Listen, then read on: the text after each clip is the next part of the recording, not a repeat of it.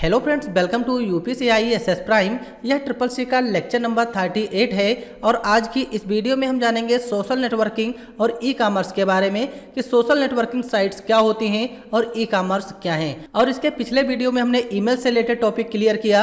अगर हमें एक ईमेल सेंड करना हो तो ईमेल को हम कैसे सेंड करते हैं, या फिर अगर हमको ईमेल अकाउंट बनाना हो तो ईमेल अकाउंट हम कैसे बनाते हैं। वैसे तो आप लोगों को ईमेल अकाउंट बनाना आता ही होगा, क्योंकि आजकल मोबाइल का ज़माना है और आजकल सभी लोग ईमेल बना सकते हैं। तो हमने पिछले वीडियो में देखा अगर हमको ईमेल सेंड करना हो तो हम ईमेल को कैसे सेंड करते हैं, अगर ईमेल को हमें फॉरवर्ड करना हो तो हम फॉरवर्ड कैसे करते हैं, या फिर ईमेल की अगर कोई भी रिप्लाई देना हो तो ईमेल की हम रिप्लाई कैसे करते हैं। तो पिछले वीडियो में हमने ईमेल से रिलेटेड टॉपिक क्लियर किया जो ट्रिपल सी एग्जाम के लिए इंपॉर्टेंट है। अगर आप लोग ट्रिपल सी की तैयारी कर रहे हो और इसके पीछे का वीडियो नहीं देखा है तो हमारे चैनल पर जाकर देख सकते हो और उस वीडियो की लिंक आप लोगों को नीचे डिस्क्रिप्शन बॉक्स में मिल जाएगी। तो चलिए हम यहाँ पर सबसे पहले बात कर लेते हैं सोशल नेटवर्किंग के बारे में कि सोशल नेटवर्किंग क्या है। वैसे तो सभी लोगों को सोशल नेटवर्किंग के बारे में पता होगा, क्योंकि आजकल जो इंटरनेट का युग चल रहा है, इस इंटरनेट के युग में सभी लोग सोशल नेटवर्किंग साइट्स का इस्तेमाल करते हैं। जैसे कि आप लोगों ने सुना होगा, जैसे कि जो हमारा फेसबुक होता है, इंस्टाग्राम हो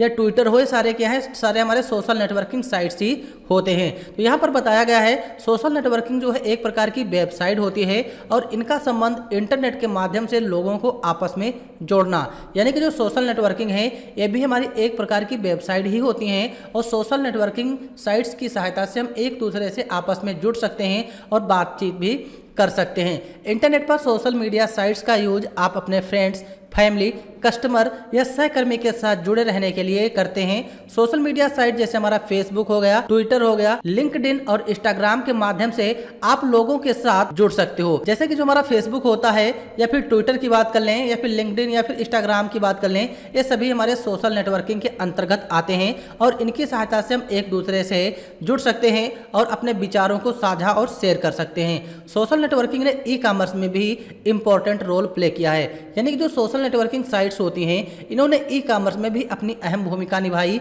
ई कॉमर्स का मतलब होता है इलेक्ट्रॉनिक कॉमर्स, यानी कि जहां पर हम इलेक्ट्रॉनिक रूप से अपना माल को बेच सकें या फिर कोई भी इंफॉर्मेशन हम प्राप्त करते हैं वो हमारी ई कॉमर्स के अंतर्गत भी आती हैं। वही चीज़ यहाँ पर बताया गया है कि सोशल नेटवर्किंग ने ई कॉमर्स में इंपॉर्टेंट रोल प्ले किया है। E commerce companies social media का यूज अपने प्रोडक्ट को सेल करने और उसे बढ़ावा देने के लिए करती हैं। यानी कि जो ई कॉमर्स होते हैं जिनको हम इलेक्ट्रॉनिक कॉमर्स के नाम से जानते हैं, तो इलेक्ट्रॉनिक कॉमर्स के माध्यम से वह वेबसाइट जो अपना प्रोडक्ट सेल करती हैं वह ई कॉमर्स के अंतर्गत आती हैं। जैसे कि हमारा अमेजॉन हो गया, फ्लिपकार्ट हो या ईबे हो या पेटीएम हो, या हमारा ओलेक्स जो होता है ये भी हमारा ई कॉमर्स के अंतर्गत ही आता है। तो ई कॉमर्स का मतलब यही है इलेक्ट्रॉनिक कॉमर्स, यानी कि जहां पर हम अपने प्रोडक्ट को इलेक्ट्रॉनिक रूप से कस्टमर तक सेल करते हैं वो हम ई कॉमर्स के माध्यम से ही करते हैं। और वही चीज़ यहाँ पर बताया गया है कि ई कॉमर्स क्या है। अगर बात करें ई कॉमर्स की तो आज मार्केट में ई कॉमर्स की बहुत बड़ी बड़ी कंपनियां हैं, जैसे कि OLX, Amazon, Flipkart, eBay, Paytm आदि, जो कि इंटरनेट के माध्यम से व्यापार करने की सुविधा प्रदान करते हैं वो हमारे ई कॉमर्स के अंतर्गत आते हैं। जैसे कि जो अमेजॉन एप्लीकेशन है, जो वेबसाइट होती है, ये भी हमारी ई कॉमर्स के अंतर्गत आती है। फ्लिपकार्ट भी हमारी ई कॉमर्स के अंतर्गत आती है, क्योंकि अमेजॉन, फ्लिपकार्ट के माध्यम से हम ई कॉमर्स यानी कि इलेक्ट्रॉनिक अपना माल बेच सकते हैं। तो यहाँ पर आप लोग समझ गए होंगे कि ई कॉमर्स के अंतर्गत कौन कौन सी चीज़ें आती हैं। लेकिन नीचे बताया गया है टाइप्स ऑफ ई कॉमर्स, यानी जो ई कॉमर्स हैं इसके भी अपने प्रकार होते हैं। तो ई कॉमर्स में जैसे कि हमारा आता है B2C यानी कि business to consumer, B2B business to business, C2C consumer to consumer, C2B consumer to business, B2A business to administration, फिर यहाँ पर नेक्स्ट है हमारा C2A यानी कि कंज्यूमर टू एडमिनिस्टर। तो ये हमारे ई कॉमर्स के प्रकार हैं और इतने तरीके से हम ई कॉमर्स के माध्यम से व्यापार कर सकते हैं। तो यहाँ पर ई कॉमर्स जो है इनके प्रकार से पहले यहाँ पर हम हिस्ट्री जान लेते हैं ई कॉमर्स की, कि ई कॉमर्स को सबसे पहले कब लागू किया गया और कब से फेमस हुआ। अगर बात कर ले ई कॉमर्स के हिस्ट्री की तो ई कॉमर्स की शुरुआत लगभग 40 साल पहले हुई थी। यानी कि जो ई कॉमर्स है, जो हमारा इलेक्ट्रॉनिक कॉमर्स होता है, इसकी शुरुआत लगभग 40 साल पहले ही हुई थी। वर्ल्ड की पहली ई कॉमर्स कंपनी कंप्यूसर्व 1969 में डॉक्टर जॉन आर गोल्टेज और जेफरी विल्किंस द्वारा डायल अप कनेक्शन का उपयोग करके स्थापित की गई थी। यानी कि जो हमारी ई कॉमर्स की पहली कंपनी थी ये हमारी 1969 में विकसित की गई थी। डॉक्टर जॉन और आर गोल्टेज और जेफरी विल्किंस साइंटिस्ट थे, इन्होंने डायल अप कनेक्शन का उपयोग करके ई कॉमर्स कंपनी को विकसित किया। इंडिया की पहली ई कॉमर्स कंपनी fabmart.com की स्थापना 1919 में बैथिसोरन के द्वारा की गई। अगर बात कर ले इंडिया में, तो इंडिया में जो हमारी ई कॉमर्स की स्थापना हुई थी 1999 में। फॉर्मार्ट एक वेबसाइट थी, इसी वेबसाइट के माध्यम से 1999 में इंडिया में ई कॉमर्स की स्थापना हुई थी और इंडिया में ई कॉमर्स की स्थापना बैथिसोरन के द्वारा की गई थी। तो यहाँ पर आप लोग ई कॉमर्स की हिस्ट्री भी समझ गए होंगे कि ई कॉमर्स सबसे पहले कब विकसित हुआ और भारत में ई कॉमर्स सबसे पहले कब आया। फिर यहाँ पर हिस्ट्री ऑफ ई कॉमर्स के बाद नेक्स्ट हमारा है सोशल मीडिया प्लेटफॉर्म। जैसे कि हमारा फेसबुक दिया गया है, ट्विटर हो गया, लिंक्डइन हो गया, इंस्टाग्राम हो गया। ये क्या होते हैं, इनकी स्थापना कब हुई, तो ये सारी चीज़ें तो आप लोगों को पता ही होंगी कि फेसबुक क्या है। और आजकल सभी लोग फेसबुक, इंस्टाग्राम, ट्विटर ये सारी चीज़ें यूज भी करते होंगे। बस ये चीज़ें नहीं पता है कि फेसबुक को किसने बनाया, ट्विटर को किसने बनाया और इंस्टाग्राम को किसने बनाया। लेकिन अगर यूज करने की बात कर लें तो दिन में लगभग 4-5 घंटे सभी लोग फेसबुक, इंस्टाग्राम चलाते ही होंगे। बस इनके बारे में ये नहीं पता है कि इसको किसने बनाया है। तो वही चीज़ें यहाँ पर भी दी गई हैं और ट्रिपल-सी एग्जाम में पूछा भी जाता है कि फेसबुक क्या है, फेसबुक को कब रिलीज किया गया, इसको किसने बनाया, इसमें हम कितने साइज की फाइल्स अपलोड कर सकते हैं, मिनिमम क्या है, मैक्सिमम कितनी फाइल हम इसमें अपलोड कर सकते हैं। तो सारी चीज़ें इसमें बताई गई हैं और आप लोग नोट्स को ये अपने आप पढ़ना है क्योंकि बेसिक चीज़ें हैं, इसमें खास करके रॉकेट साइंस कुछ नहीं है। फेसबुक के बारे में यहाँ पर नीचे लिखा हुआ है। इसी तरीके से ट्विटर के बारे में भी बताया गया है, ट्विटर क्या है, इसको कब और किसने विकसित किया, लिंक्डइन क्या है, इसकी शुरुआत कब हुई, इसमें हम क्या कर सकते हैं, क्या चीज़ें हैं, ये सारी चीज़ें इसमें दी गई हैं। आप लोग इनको अपने आप पढ़ सकते हो क्योंकि इसमें खास करके कोई रॉकेट साइंस नहीं है। इसी तरीके से इंस्टाग्राम के बारे में बताया गया है कि इंस्टाग्राम क्या है, इंस्टाग्राम को कब लॉन्च किया गया, इसमें हम मैक्सिमम मिनिमम कितने साइज की वीडियो अपलोड कर सकते हैं। तो यहाँ पर फेसबुक, ट्विटर, लिंक्डइन और इंस्टाग्राम के बारे में बताया गया है। आप लोग हमारे नोट से पढ़ सकते हो और ट्रिपल-सी एग्जाम में इन टॉपिक से रिलेटेड 1-2 क्वेश्चन आ भी जाते हैं। अगर आप लोगों को नोट्स डाउनलोड करना नहीं पता है तो इसका वीडियो हमने ऑलरेडी ही अपलोड कर दिया है कि इसके नोट्स आप लोगों को कहाँ से मिलेंगे। फिर हमारा नेक्स्ट है इंस्टेंट मैसेजिंग।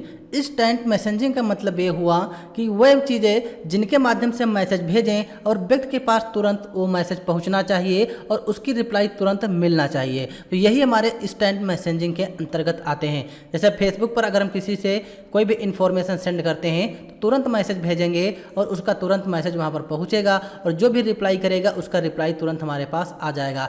इसी तरीके से मैसेंजर होता है, फेसबुक मैसेंजर एप्लीकेशन है। इसी तरीके से टेलीग्राम भी होता है। तो ये सभी हमारे इंस्टेंट मैसेजिंग है और वही चीज़ें यहाँ पर बताई गई हैं इंस्टेंट मैसेजिंग के बारे में कि इंस्टेंट मैसेजिंग क्या है। तो इंस्टेंट मैसेजिंग का मतलब ये हुआ, यानी कि जो इंस्टेंट मैसेजिंग है इसको हम IM के नाम से भी जान सकते हैं, शॉर्टकट है। यानी कि इंस्टेंट मैसेजिंग टेक्निक एक प्रकार की ऑनलाइन चैट है जो इंटरनेट पर एक्चुअल टाइम में मैसेज ट्रांसमिशन की सुविधा प्रोवाइड करता है। एक्चुअल टाइम का मतलब कि अगर हम किसी भी व्यक्ति को कोई मैसेज भेजते हैं तो वो मैसेज बहुत ही जल्द उसके पास पहुंच जाए और जो भी रिप्लाई करे वो हमारे पास बहुत ही जल्द आ जाए। तो ये हमारी इंस्टेंट मैसेजिंग के अंतर्गत आती हैं।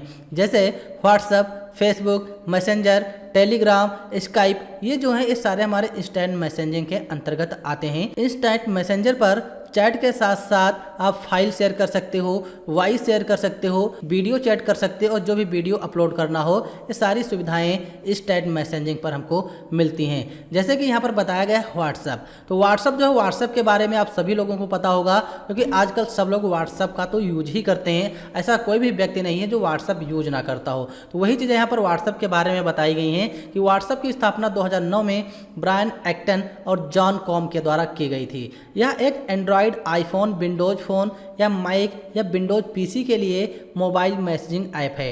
व्हाट्सएप ऐप स्मार्टफोन के लिए डाउनलोड करने के लिए बिल्कुल फ्री है। आप लोग व्हाट्सएप को बहुत ही आसानी से गूगल प्ले स्टोर से बिल्कुल फ्री में यूज कर सकते हो। व्हाट्सएप में हम इंटरनेट का यूज करके टेक्स्ट, इमेज, वीडियो, ऑडियो भेजने के लिए करते हैं। प्रेजेंट टाइम में इसका ऑनर सिर्फ फेसबुक के पास है, यानी कि जो व्हाट्सएप है इसका ऑनर इस समय फेसबुक है, क्योंकि फेसबुक ने व्हाट्सएप को परचेस कर लिया, यानी कि खरीद लिया है। व्हाट्सएप स्टेटस पर मैक्सिमम 30 सेकंड का वीडियो अपलोड किया जा सकता है। अगर हम व्हाट्सएप पर स्टेटस अपलोड करते हैं तो इसमें हम मैक्सिमम 30 सेकंड का ही वीडियो अपलोड कर सकते हैं, तथा डॉक्यूमेंट्स के लिए मैक्सिमम फाइल साइज 100 MB है। अगर हम व्हाट्सएप पर कोई भी डॉक्यूमेंट सेंड करते हैं तो मैक्सिमम फाइल का साइज 100 MB होगा। व्हाट्सएप पर आप ग्रुप बना सकते हैं जिसमें मैक्सिमम 256 लोगों को ऐड कर सकते हैं, जिसमें मैक्सिमम 256 लोगों को ऐड किया जा सकता है। तो ये व्हाट्सएप के बारे में बताया गया। आप लोग व्हाट्सएप के बारे में आसानी से पढ़ सकते हो, सारी चीज़ें व्हाट्सएप में होती हैं क्योंकि आजकल सभी लोगों को पता होगा। फिर यहाँ पर नेक्स्ट है फेसबुक मैसेंजर। अब फेसबुक मैसेंजर क्या है? जिस तरीके से हम व्हाट्सएप का यूज करते हैं उसी तरीके से फेसबुक मैसेंजर का भी यूज किया जा सकता है। यह भी हमारा स्टेट मैसेंजर है। फेसबुक मैसेंजर के माध्यम से यूजर मैसेज के साथ साथ फोटो, वीडियो, स्टिकर, ऑडियो सारी चीज़ें एक दूसरे को शेयर कर सकते हैं। साथ ही अदर यूजर के मैसेज पर रिस्पॉन्स कर सकते हैं। अगर किसी भी व्यक्ति का मैसेज है तो उस पर रिस्पॉन्स कर सकते हैं। फेसबुक मैसेंजर से आप वॉइस तथा वीडियो कॉलिंग भी कर सकते हैं। तो ये चीज़ें फेसबुक मैसेंजर में उपलब्ध हैं। टेलीग्राम, तो टेलीग्राम के बारे में तो आप लोगों को पता ही होगा क्योंकि टेलीग्राम भी हमारा इंस्टेंट मैसेजिंग के अंतर्गत आता है। टेलीग्राम को 2013 में दो भाई निकोलाई और पावेल डुर्बे द्वारा लॉन्च किया गया। टेलीग्राम के थ्रू आप किसी भी प्रकार के फाइल्स जैसे डॉक फाइल हो, जीप हो या MP3 हो, सारी चीज़ें सेंड कर सकते हो। मैसेज, फोटो, वीडियो सेंड कर सकते हो और साथ ही आप इसमें ग्रुप भी बना सकते हैं और यूजर ग्रुप में मैक्सिमम 20,000 मेंबर्स को ऐड कर सकता है। अगर टेलीग्राम पर कोई भी ग्रुप बनाया जाए तो उसमें हम 20,000 मेंबर्स को टेलीग्राम ग्रुप में ऐड कर सकते हैं। तो यहाँ पर आप लोग समझ गए होंगे कि स्टेट मैसेजिंग क्या है, व्हाट्सएप, फेसबुक मैसेंजर, टेलीग्राम क्या होते हैं, सारी चीज़ें आप लोग समझ गए होंगे। फिर इसके बाद नेक्स्ट है इंट्रोडक्शन टू ब्लॉग। अब ब्लॉग क्या है? तो जो ब्लॉग है, ब्लॉग एक प्रकार की डायरी ही होती है। अगर हमको कविता लिखने में रुचि है या फिर हम कोई न्यूज लिखते हैं तो ये सारी चीज़ें हम एक ब्लॉग बना के ऑनलाइन वेबसाइट पर अपलोड कर सकते हैं। यानी कि हमारे कहने का मतलब ये है कि जो ब्लॉग होता है, ब्लॉग एक प्रकार की वेबसाइट ही है जिसे लोग एक डिजिटल डायरी की तरह उपयोग करते हैं और इस पर वह अपना अनुभव, अपने विचार और अपनी जानकारियाँ टेक्स्ट, इमेज, वीडियोज आदि के माध्यम से लोगों के साथ साझा कर सकते हैं। ब्लॉग को शुरुआत में वेब ब्लॉग कहा जाता था, यानी कि जो ब्लॉग है जब इसको लॉन्च किया गया था तब इसको वेब ब्लॉग कहा जाता था। वेबसाइट और ब्लॉग में एक छोटा सा डिफरेंस होता है क्योंकि हर ब्लॉग एक वेबसाइट होती हैं, यानी कि जितने भी ब्लॉग होते हैं वो सभी वेबसाइट के अंतर्गत ही आते हैं, लेकिन हर वेबसाइट ब्लॉग नहीं हो सकती क्योंकि ब्लॉग जो हम बनाते हैं वेबसाइट हो जाती हैं, लेकिन जो सभी वेबसाइट होती हैं वो हमारी ब्लॉग नहीं होती क्योंकि वेबसाइट को बनाने के लिए हम लैंग्वेज का यूज कर सकते हैं, जैसे HTML, CSS, जावास्क्रिप्ट लैंग्वेज हैं जिनका यूज करके हम वेबसाइट बनाते हैं। इसीलिए सभी वेबसाइट ब्लॉग नहीं होती, लेकिन जो ब्लॉग होते हैं हमारे वेबसाइट होते हैं। अगर हम किसी भी चीज़ में रुचि रखते हैं तो उसकी जानकारी हम एक ब्लॉग बनाकर वेबसाइट पर अपलोड कर सकते हैं। तो यहाँ पर आप लोग समझ गए होंगे जो ब्लॉग होता है डिजिटल डायरी की तरह हमारा होता है। फिर यहाँ पर बताया गया है जो ब्लॉगिंग से रिलेटेड हैं इन्हें हमारे कई प्लेटफॉर्म होते हैं, जैसे wordpress.org हो गया, गटर हो गया, wordpress.com हो गया, ब्लॉगर हो गया, थम्बलर हो गया। ये सारे क्या हैं? ये सारे हमारे ब्लॉगिंग से रिलेटेड प्लेटफॉर्म हैं, लेकिन जो सबसे फेमस है ब्लॉगर है। ब्लॉगर भी एक प्रकार का हमारा प्लेटफॉर्म है, सबसे फेमस ब्लॉगर ही हमारा होता है जिस पर हम ब्लॉग लिखते हैं। तो यहाँ पर ब्लॉग के बारे में भी समझ गए होंगे कि क्या होते हैं। फिर यहाँ पर बताया गया बेसिक ऑफ ई कॉमर्स, यानी कि जो ई कॉमर्स होते हैं, वैसे तो हमने ई कॉमर्स के बारे में शुरू ही में बताया कि ई कॉमर्स क्या है। ई कॉमर्स जो है, ई कॉमर्स यानी कि इलेक्ट्रॉनिक कॉमर्स या ई कॉमर्स का संबंध इंटरनेट पर गुड्स या सर्विस को खरीदने और बेचने के लिए करते हैं। जो ई कॉमर्स होता है जिसको हम इलेक्ट्रॉनिक कॉमर्स के नाम से जानते हैं, ई कॉमर्स के माध्यम से कोई भी गुड्स यानी कि जो माल होता है या कोई सर्विस हो उसको हम इंटरनेट के माध्यम से खरीदने और बेचने में करते हैं। ई कॉमर्स की शुरुआत 11 अगस्त 1994 में नेट मार्केट नामक एक वेबसाइट से हुई थी और पहली बार इस वेबसाइट से एक CD बेचा गया। तो यहाँ पर आप लोग समझ गए होंगे ई कॉमर्स क्या है। CCC में क्वेश्चन आता है कि सबसे पहले ई कॉमर्स वेबसाइट कब बनी? तो 11 अगस्त 1994 को नेट मार्केट नाम की एक वेबसाइट से ई कॉमर्स की शुरुआत हुई थी और सबसे पहले ई कॉमर्स के माध्यम से एक CD बेचा गया था। यानी जो CD होता है जिसको आप लोग जानते होंगे, जिसको हम कम्पैक्ट डिस्क के नाम से जानते हैं, सबसे पहले इसी को ई कॉमर्स के माध्यम से बेचा गया। फिर यहाँ पर टाइप्स ऑफ ई कॉमर्स के बारे में बताया गया है कि B2B क्या होते हैं, जिसका full form business to business होता है। B2B का मतलब होता है कि इस प्रकार के ई कॉमर्स में सेलर तथा बायर दोनों बिजनेस ऑर्गेनाइजेशन होते हैं, अर्थात बिजनेस ऑर्गेनाइजेशन अपने प्रोडक्ट को दूसरे बिजनेस ऑर्गेनाइजेशन को बेचती हैं। बिजनेस ऑर्गेनाइजेशन जैसे कि B2B यानी कि बिजनेस टू बिजनेस, जहां पर कोई भी व्यापार एक बिजनेसमैन दूसरे बिजनेसमैन से करता है वो हमारा बिजनेस टू बिजनेस होता है। जैसे कि मान लिया टाटा की कंपनी हो गई, जो कंपनी एक टाटा की कंपनी है, एक मुकेश अंबानी की कंपनी है। अब यहाँ पर मुकेश अंबानी टाटा से कोई माल खरीदें और टाटा मुकेश अंबानी से कोई माल खरीदें, वो हमारा B2B बिजनेस होगा, यानी कि बिजनेस टू बिजनेस के अंतर्गत आता है। फिर नेक्स्ट इसके बाद है B2C यानी कि बिजनेस टू कंज्यूमर। तो बिजनेस टू कंज्यूमर जो है ये भी एक प्रकार का हमारा ई कॉमर्स है। अब यहाँ पर बताया गया है कि इस प्रकार के ई कॉमर्स में ऑर्गेनाइजेशन या कंपनी सीधे कंज्यूमर को अपना प्रोडक्ट ऑनलाइन बेचता है। बिजनेस का मतलब जो भी बिजनेसमैन होते हैं, कंज्यूमर का मतलब व्यक्ति जो हम लोग हैं। तो यहाँ पर वही चीज़ है, यानी कि जब कोई कंपनी सीधे कंज्यूमर यानी कि आम इंसान को अपना माल ऑनलाइन बेचे वो हमारा B2C के अंतर्गत आता है। यह सबसे ज़्यादा यूज होने वाला ई कॉमर्स है। इसमें कस्टमर प्रोडक्ट को ऑनलाइन वेबसाइट में देख सकता है तथा उसे ऑर्डर कर सकता है। कंपनी को ऑर्डर की इंफॉर्मेशन मिल जाने के बाद कंपनी प्रोडक्ट को सीधे कस्टमर को भेज देती है। एग्जाम्पल के लिए अमेजॉन, फ्लिपकार्ट, मंत्रा ये हमारी B2C के अंतर्गत आती हैं। फिर नेक्स्ट हमारा B2C के बाद है C2B यानी कि C2B का मतलब होता है कंज्यूमर टू बिजनेस। तो इस प्रकार के ई कॉमर्स में जब कंज्यूमर अपने प्रोडक्ट को या सर्विस को कंपनी को बेचते हैं वो C2B के अंतर्गत आते हैं। जैसे कि हम लोग हैं, जब हम अपना कोई भी माल या प्रोडक्ट कंपनी को बेचें तो हम कंज्यूमर होंगे और कंपनी हमारी बिजनेस होगी, तो इसीलिए हमारा बिजनेस जो होगा C2B के अंतर्गत आता है। फिर नेक्स्ट हमारा है C2B के बाद है C2C। तो C2C का मतलब है कि इस प्रकार के ई कॉमर्स में सेलर तथा बायर दोनों कंज्यूमर होते हैं, अर्थात एक कंज्यूमर अपने प्रोडक्ट को दूसरे कंज्यूमर को वेबसाइट के माध्यम से बेचे तो वो हमारे C2C के अंतर्गत आते हैं। एग्जाम्पल के लिए OLX पर क्या होता है, हम अपना प्रोडक्ट OLX पर डालते हैं, फिर कोई दूसरा कंज्यूमर हमारे प्रोडक्ट को OLX पर खरीद सकता है। तो ये हमारे C2C यानी कि कंज्यूमर टू कंज्यूमर होते हैं। फिर इसी तरीके से B2A है। B2A का मतलब हुआ बिजनेस टू एडमिनिस्ट्रेशन। इस प्रकार के ई कॉमर्स में बिजनेस ऑर्गेनाइजेशन तथा गवर्नमेंट एजेंसी वेबसाइट के द्वारा सूचना का आदान प्रदान करते हैं। जो भी बिजनेस ऑर्गेनाइजेशन होते हैं और एक गवर्नमेंट एजेंसी के द्वारा अपनी सूचनाओं का आदान प्रदान करें वो हमारे B2A यानी बिजनेस टू एडमिनिस्टर के अंतर्गत आते हैं। इसी तरीके से C2A है यानी कि कंज्यूमर टू एडमिनिस्टर। तो इस प्रकार के ई कॉमर्स में कंज्यूमर तथा गवर्नमेंट एजेंसी के माध्यम से सूचना का आदान प्रदान वेबसाइट के माध्यम से हो वो हमारे C2A के अंतर्गत आते हैं। यानी कि कहने का मतलब है जब बिजनेसमैन गवर्नमेंट एजेंसी के माध्यम से कोई भी सूचना का आदान प्रदान करें वो बिजनेस टू एडमिनिस्ट्रेशन के अंतर्गत आते हैं। तो यहाँ पर आप लोग समझ गए होंगे कि B2A क्या है और C2A क्या होता है और टाइप्स ऑफ ई कॉमर्स यानी कि ई कॉमर्स के प्रकार के बारे में भी समझ गए होंगे। फिर इसके बाद नेक्स्ट हमारा है यम कॉमर्स। यम कॉमर्स यानी कि मोबाइल कॉमर्स। तो मोबाइल कॉमर्स का मतलब क्या हुआ, एक्चुअली में यम कॉमर्स ई कॉमर्स का एक पार्ट है।